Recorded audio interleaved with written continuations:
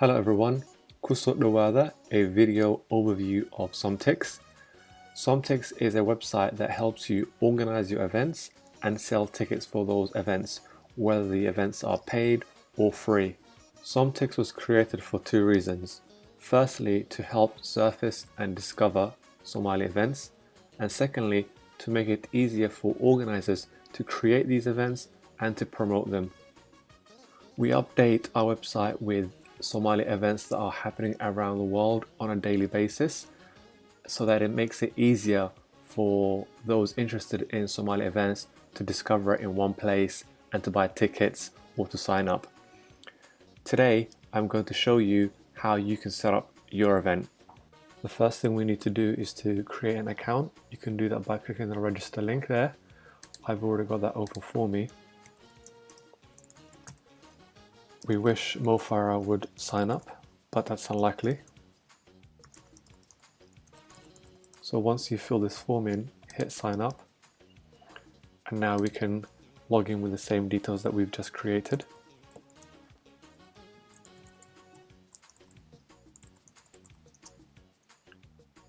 Now once you have an account, you need to create an organizer account. An organizer basically is the person organizing the set of events. You can have multiple organizers, and one organizer can have multiple events, and of course each event can have multiple ticket types, whether they're free or paid. So we'll create one for events.Our.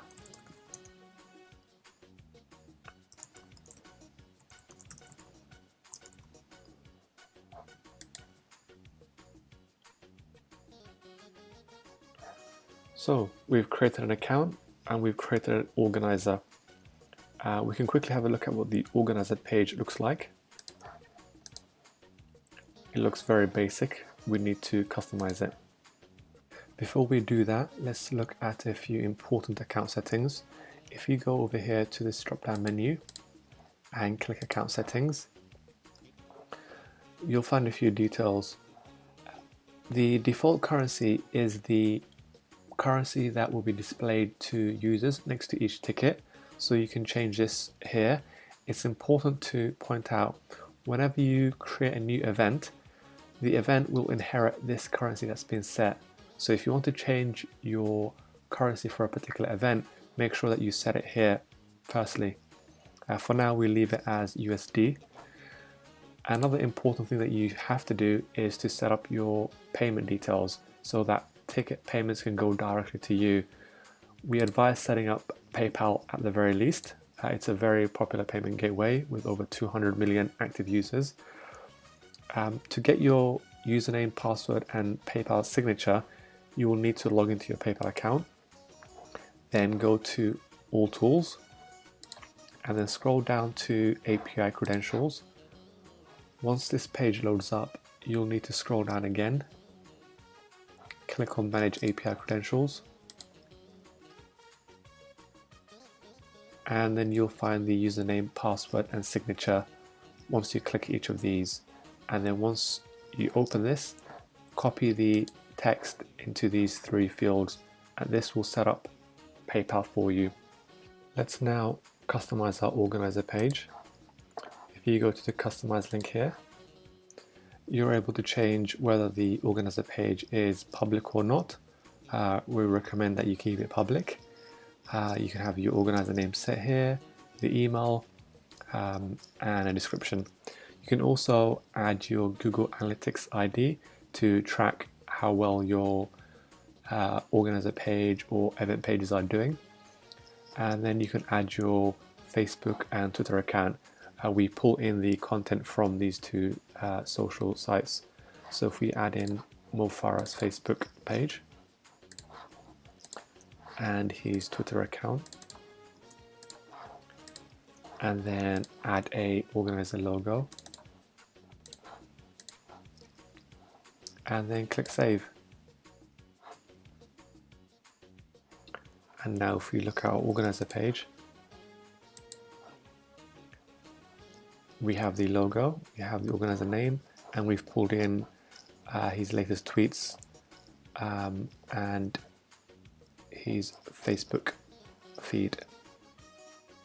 Now let's add our first event. So if you click the Create Event button here, you can start typing your event details. So let's have a Mo-Farah school trip, and the description is a school trip to, say, the Lake District, and then set our event start date. Let's make it next month on the 2nd of March at 12:30 p.m. and it ends the same day at 6 p.m. We're using the 24-hour clock here.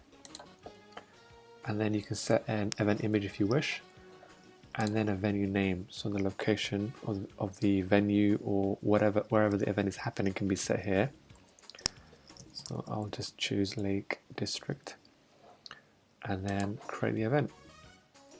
So we now have the event, but it's not public yet. Before we make it public, let's add a ticket for this event.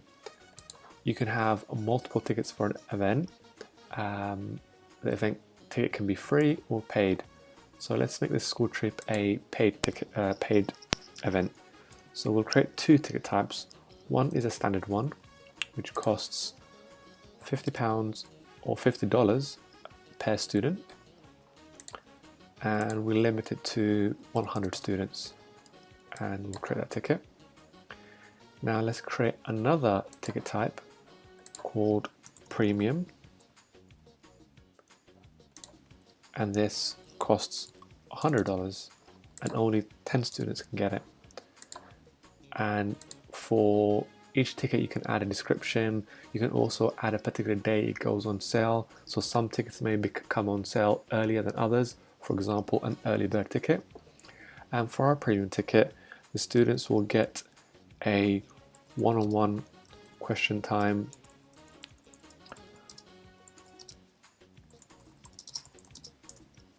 with Sir Mo-Farah. And let's just create a ticket. Okay, so our tickets and our event has been created, and so far this is what it looks like. So it's not public yet. So it's a Mo-Farah school trip. Here are the tickets. You can pay by PayPal and multiple cards through PayPal. You've got this event details here, and then the location would appear here, and then the Mo-Farah logo. Now let's customize our event before we put it live. So from the dashboard, if you go to events and then edit the Mo-Farah school trip, and then event page design, and then you can pick a particular background or use a solid color. So I think I will pick this one here, and then I'll just click save. Okay, now then to view the event page. Great, I've got the background I've chosen, and now I'll make the event live. So once the event's been made live, you'll be taken to your dashboard where you can monitor the sales volume, the orders, number of tickets sold, and you get your unique URL to share with everyone, whether it's on Twitter or Facebook or your own website. And you can find that URL here. If you just copy and paste it and then open a new tab, your event will appear, and now customers or your event goers can start making payments to you straight away to attend your event.